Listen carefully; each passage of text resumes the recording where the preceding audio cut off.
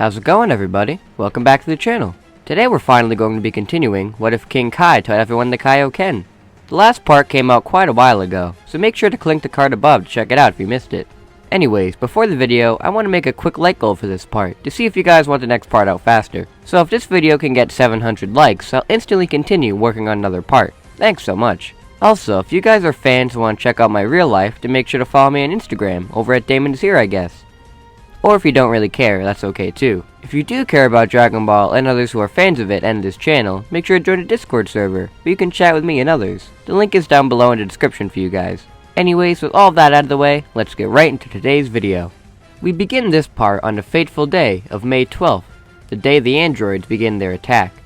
The group all arrive as normal, and everything plays out mostly the same up until Yamcha encounters 19 and 20. Jiro grabs Yamcha's face, attempting to absorb his energy, but this time, Yamcha isn't going to let his energy be absorbed, and powers up to Kaioken times 50 and breaks out of Jiro's grasp, attacking him. Jiro fights with Yamcha, and since everybody else can sense Yamcha's power boost, they all arrive quickly and watch Yamcha and Jiro battle. Jiro is still stronger than Yamcha, but with Yamcha's power increased greatly with Kaioken times 50, he's able to fight and keep up and hold his own.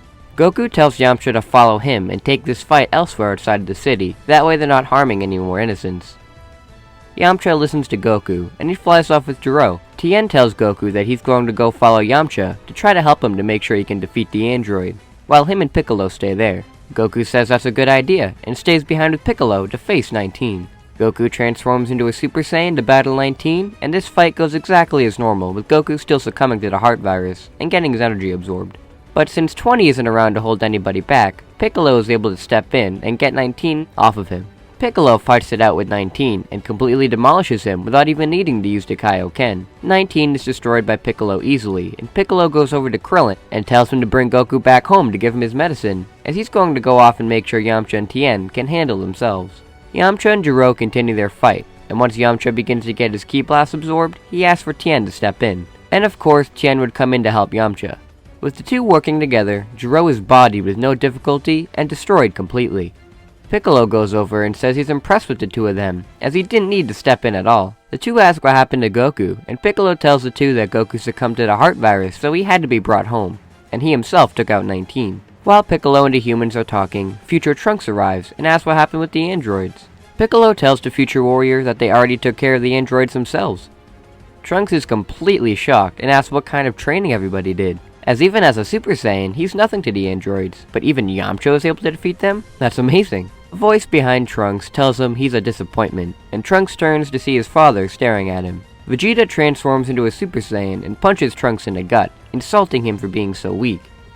He told them that he's trained all of his life, and he still couldn't defeat his androids. He's a sorry excuse for a Saiyan. Piccolo catches Trunks, and calling him by name, tells him not to beat himself up about it, and now that he's here, he can train with them, so he can beat his androids himself. Hearing Trunks' name shocks Vegeta. Yes, it all makes sense now. This is his son from the future. Of course, this makes Vegeta even more pissed, and he tells Trunks that he's coming with him to train, as he's going to show him how Saiyans actually train and get stronger. Trunks has pretty much no say in the matter, and is taken away by Vegeta to go train. After this, peace would be back on Earth. The androids were defeated easily, and since Jiro was killed early, 17 and 18 are still locked up in the lab, not having anyone else around to awaken them. The Z Fighters go off to continue their daily lives with training, and Gohan and Piccolo stay at Goku's house, waiting for him to recover from the virus. A short while after the defeat of the androids, Cell makes his presence known. He begins going around to many different cities, absorbing many people to increase his power. Kami notices Cell's killing spree, and telepathically contacts Piccolo for him to go and check it out. Piccolo listens to Kami and flies down to deal with Cell. Piccolo encounters Cell as normal, and this time Piccolo actually has to use his Kaioken to be able to keep up with the monster. Since remember, Piccolo still isn't fused with Kami yet. Piccolo is able to match up with Cell very well once he increases his Kaioken to times 50. Now, would Piccolo actually be able to beat Cell here? His base form is insanely stronger than it was in canon, due to him training intensely with a powered up Goku, Gohan, and Krillin. Including his Kaioken times 50, he's mostly around the level of Cell, but still not quite on the level of fusion with Kami. He's really close to hitting that level himself, but he's not quite there yet. But I'm pretty sure Piccolo would be able to defeat Cell if he really tried. However, Cell would do what he did before, and escape. Vegeta, Trunks, Krillin, and Tien would come in as normal to ask what happened and find out about Cell. This confrontation would go down pretty differently though. Vegeta wouldn't be freaking out about transcending past Super Saiyan since he never was beaten by anybody. And he says he'll go off with Piccolo and Tien to go defeat Cell himself, since he's pretty cocky and thinks that a Super Saiyan can never be defeated. Piccolo also told everybody that Cell is from buried deep beneath Jiro's lab, so maybe the present Cell is still buried underneath there. Trunks and Krillin say that they'll go off to the lab and see if they can find the present Cell and destroy it.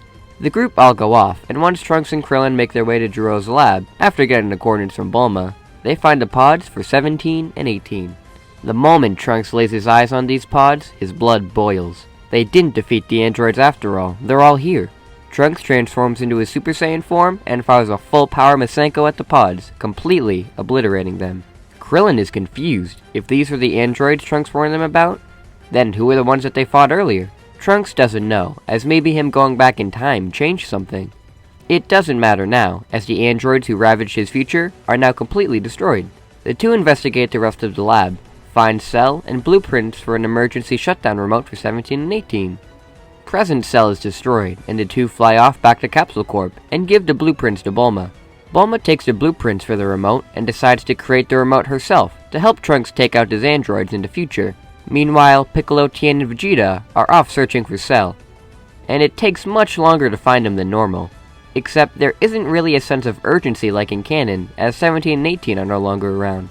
So Cell can't really get stronger by absorbing them. Cell goes around absorbing many people discreetly, and after he investigates Jiro's lab and discovers that the androids really have been destroyed in this timeline too, he decides to once again take Trunks' time machine and find another timeline, where he can become perfect.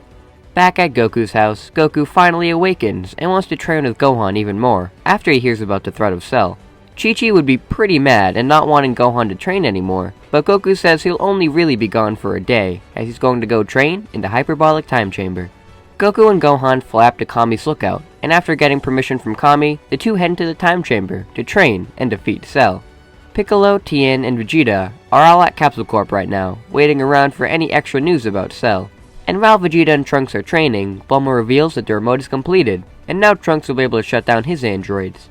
Trunks is enthusiastic, and thanks his mother for all of her work, and now he can hopefully go off and save his future. Trunks steps outside and releases his time machine, saying goodbye to everyone. And before he's able to step inside, a death beam is shot through Trunks' chest, killing him instantly. Vegeta is in shock at seeing his son die right before his eyes, and he transforms into a Super Saiyan, rushing Cell.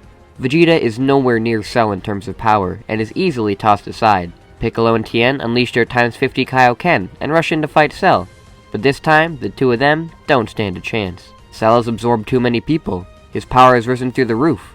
Tien is easily tossed aside as well, and Piccolo tests his luck by pushing his Kaioken further, into ×60.